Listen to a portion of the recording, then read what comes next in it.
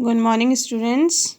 आज हम लोग अधिकोषण तत्व में पढ़ेंगे बैंक की पूंजी के प्रमुख स्रोत, यानी कि बैंक अपने यहाँ जो बचतें जमा करती है उसके पश्चात उसको कहाँ कहाँ से पूंजी एकत्रित होती है या कौन कौन से ऐसे स्रोत होते हैं जिनके द्वारा, यानी सोर्सेस, स्रोत मतलब सोर्सेस होते हैं जिनके द्वारा उसके पास पूंजी एकत्रित होती है।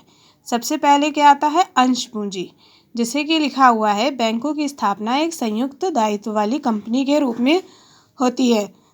यानी कि किसी भी बैंक के ऊपर आरबीआई का और जो वो बैंक बनाने वाले फाउंडर्स होते हैं उनका और भारत सरकार का हिस्सा होता है। अतः इसकी पूंजी अंशों में बटी होती है। बैंक का संचालक मंडल ये निश्चित करता है कि बैंक की अधिकृत पूंजी क्या होगी। ये पूंजी विभिन्न प्रकार के अंशों में बटी होती है। इस पूंजी के में से एक भाग बाजार में जनता को बेचने के लिए जारी किया जाता है। इस भाग को निर्गमित पूंजी कहते हैं।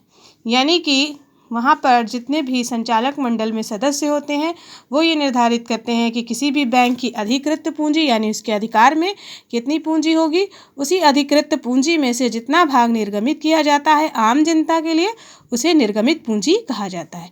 ये कोई ज़रूरी नहीं है कि समस्त भाग को जनता खरीद ले। जिस भाग को जनता वास्तव में खरीदती है उसे स्वीकृत पूंजी कहा जाता है। इसे क्या कहा जाता है? उसे स्वीकृत पूंजी कहा जाता है।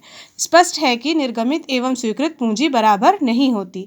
इसके उपरांत जनता से पूंजी राशि मांगी जाती है। निर्गमित एवं स्वीकृत पूंजी की जो राशि मांगी जाती है, इस राशि को मांगी गई पूंजी कहते हैं। यह कोई ज़रूरी नहीं है कि समस्त मांगी गई पूंजी जनता चुकता ही कर दे। जिस भाग को वो चुकता करती है उसे चुकता पूंजी कहते हैं।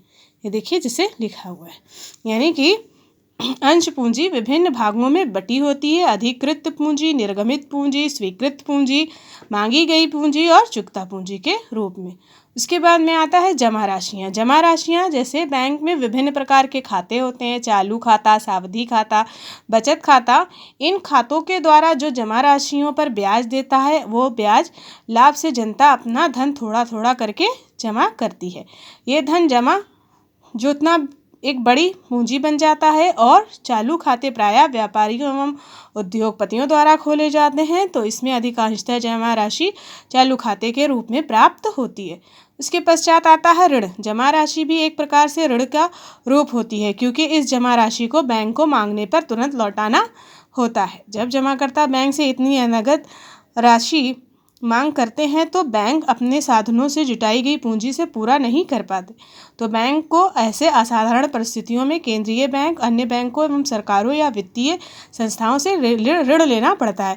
कहने का अर्थ है कि ऋण बैंकों का स्रोत, पूंजी स्रोत इसलिए है क्योंकि बैंकों पर दायित्व होता है उनके जमा धारकों द्वारा मांगे जाने पर राशि को लौटाने का। अगर वो उनके पास पर्याप्त राशि नहीं है तो वो केंद्रीय बैंक, अन्य बैंकों और सरकार से क्या करेंगे? या वित्तीय संस्थानों से ऋण लेंगे।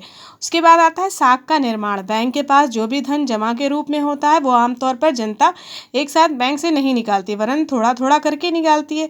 अतः बैंक अपने अनुभव के आधार पर निश्चित प्रतिशत रुपया अपने पास रखकर शेष कई गुना सृजित करके दूसरों को उधार दे देता है। इस प्रकार से सृजित करना साख का निर्माण कहलाता है, यानी कि जमा पूंजी को उधार के रूप में देना ही साख का निर्माण कहलाता है। उसके बाद में आता है संचित कोष। बैंक अपना संपूर्ण लाभ नहीं बांटते, क्योंकि आरबीआई द्वारा, यानी केंद्रीय बैंकों द्वारा ये निश्चित कर दिया जाता है कि उनके पास खुद स्वयं कुछ धन संचित कोष के रूप में जमा करना अनिवार्य है उनके।